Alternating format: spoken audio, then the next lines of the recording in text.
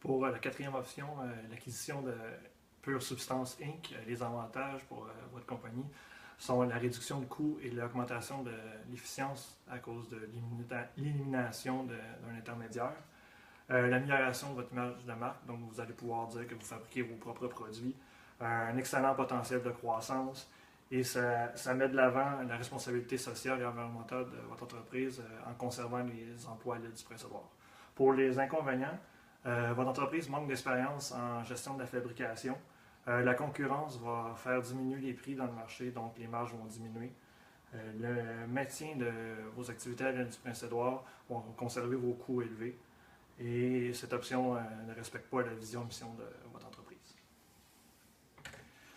Pour le côté quantitatif, le coût des marchandises vendues de Pure augmente plus rapidement que leurs produits d'exploitation, donc les marges diminuent année après année.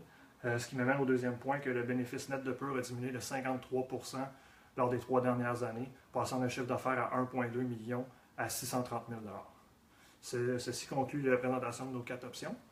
Pour nos recommandations, nous avons établi 5 critères de sélection, qui est le respect de la vision-mission de votre entreprise, l'amélioration de la notoriété de votre marque, l'atteinte des cibles de croissance que vous avez établies, le respect des contraintes et atteinte des cibles de façon positive pour l'entreprise, et la disponibilité de vos ressources. Donc, notre recommandation, c'est d'effectuer 3 des 4 options. Donc, le regroupement de RSI et de la VICH pour regrouper les fonctions de soutien ensemble, et de mettre en place un programme de primes uniforme pour tous les employés.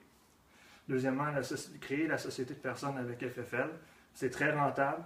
Ça vous permet de faire la rotation des activités des employés pour augmenter la rétention.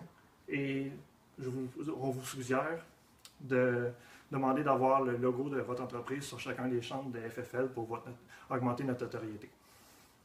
Et finalement, le franchisage. On vous demande d'attendre de voir le résultat de la société de personnes avec FFL avant de procéder à cette option. Puis, si on va de l'avant par la suite, c'est de mettre en place des contrôles internes rigoureux et d'embaucher un contrôleur. Donc, je passe maintenant la parole à ma consoeur Karine pour vous expliquer le plan de mise en œuvre.